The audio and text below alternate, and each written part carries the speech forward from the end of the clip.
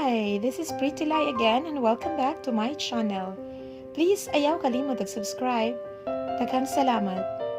Ug karon, ato nang ipadayon ang sugilanong Ayaw kog LABDA.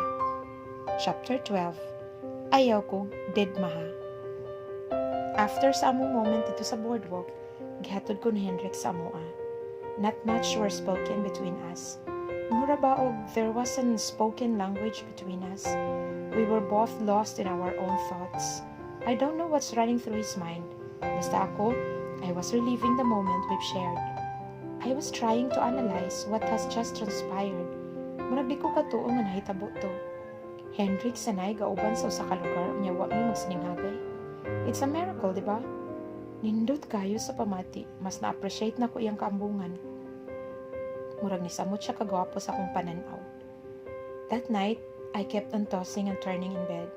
Every time I closed my eyes, wa ko'y laing makita kundi si Hendrix. Ay, naunsa naman taon ko ani uy. One message received from Jenny. Mata pa ka? Wa na lagi ka nagparamdam. Mata pa gyud pasensya, busy kayo ang life. We, unsa pa gikabisihan nimo ba? Kasi puro ra na boys. Hala oy, gatarong ka kog eskwela. Ka-good girl na good ni mo, mao. I need to alams mo na. Sus, kaseryoso ba, oy? Nya, musta na mong kalil? Sige mong kita. Uy kami, uy, saon. Pero may makita. Mas nagkasuod mi diri kaysa diha. O nya, uy, makamanguyab niya. Usa? Ako manguyab niya. My God, yun na mahitabo. Na, ikaw lang, basin maunhan ka. Hala, di sad ko oy. Dalagang Filipina kahit ni imong amiga, no? We, if I know na anak kay gipuli ni Khalil, maunang padili-dili ka. Hala, kinsa mampod, be? Forever naming baby Khalil, no? Katuding gwapo nga classmate nimo. Ay, mas na-develop na ka ito. Hala, wa Khalil forever baghapon ko. Tulog na tayo ito Nakay wag isultin ako, Jai. Bantay lang ka. Sige, good night. Good night to Ed. Galipo ko sa akong self. Maglisod sa kong explain ni Jenry. Ako sa ning i-process akong alien nga gibati. Hendrix is sending me mixed signals, but I don't know if I'm reading them correctly. O papi ako kasuway og uyab taon mga besh. Munang di ko ka-compare kung sa gyud. Pero daw, nganong magunang na mong kog maayo about niya nga wampod siya nang uyab na ako. Nitukar na pod ako pagka-assuming. Hoy, Yumi, bangon na! Basin malate ka! Si mama namukaw na. Kalami, pag yung ipiyong unsa na katong oras ako nakatug. Phew, nagdali ko kaligo kay basin matraffic pa malate na gyud ko. Mag-quiz ra ba Miss English ron? Di ra man magpasulod og late si Miss De Los Reyes basta mag-test siya.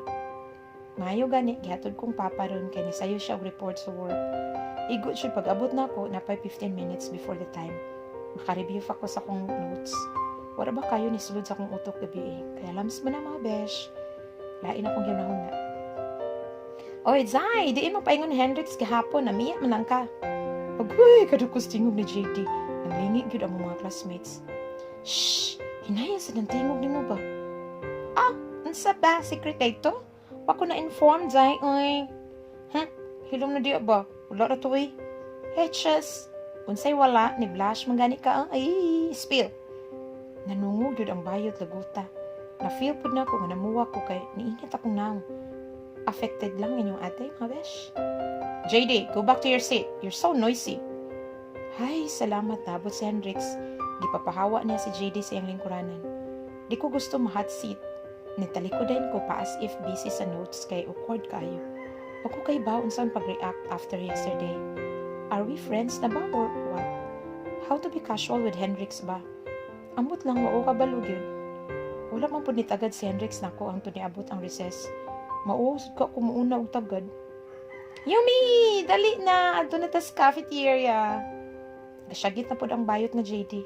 Dili unta ko kumukuyog pero mosamot nga iya kong kuliton. So nikuyog na lang ko nila.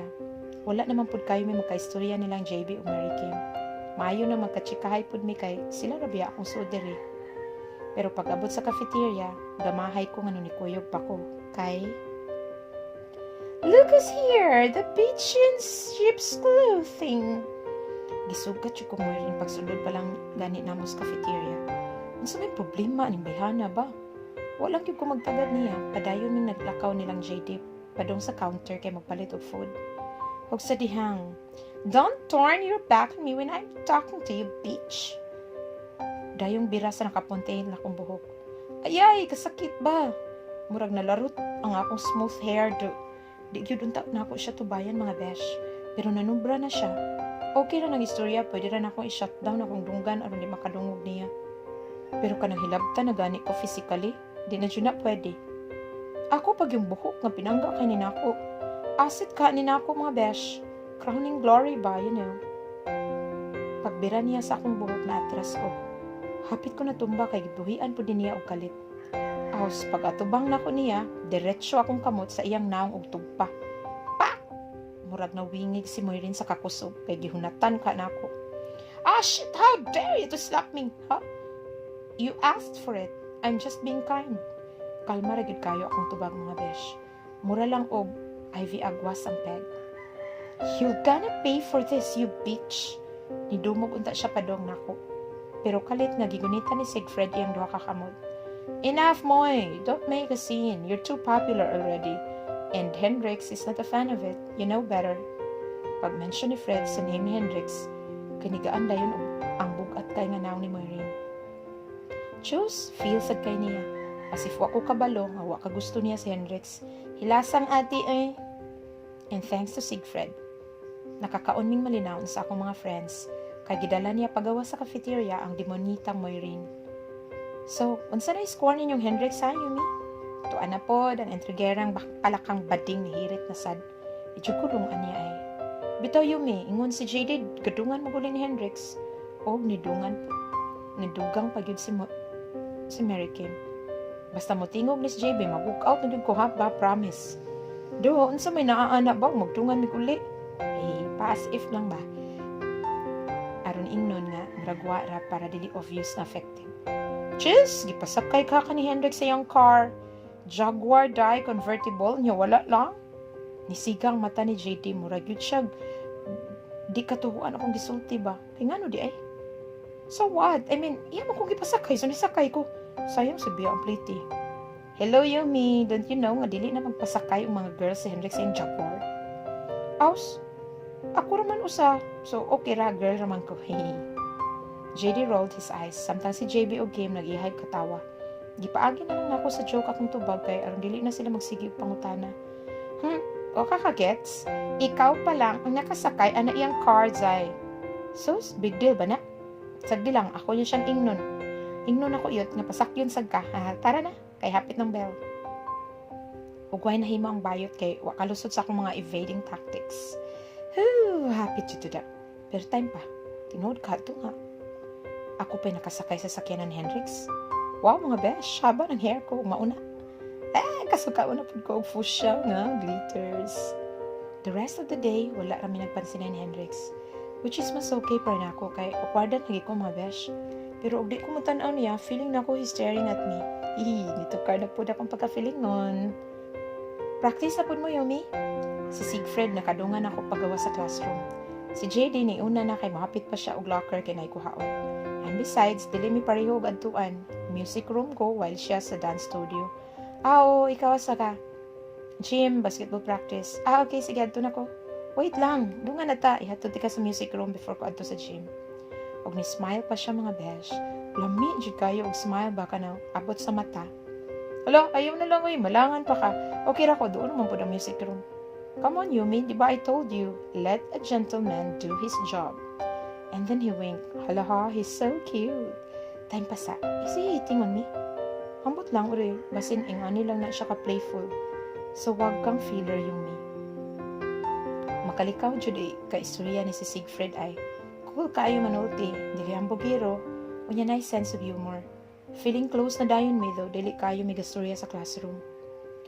Happy sa cafeteria na. Snacks sa kay basin dugay pa mo mahuman og practice. My treat. Ayaw na oyo, masa ko gusto magud. Mauwaw ko mga besh, oy, kay ang mga girls nga nagian na mo ba?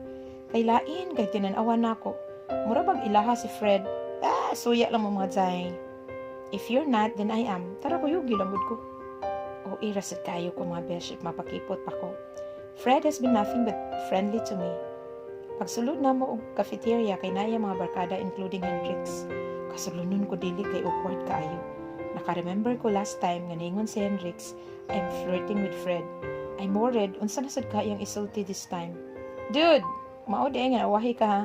Nisinggit si Carl Daniel dihang duol na mi sa ilang table.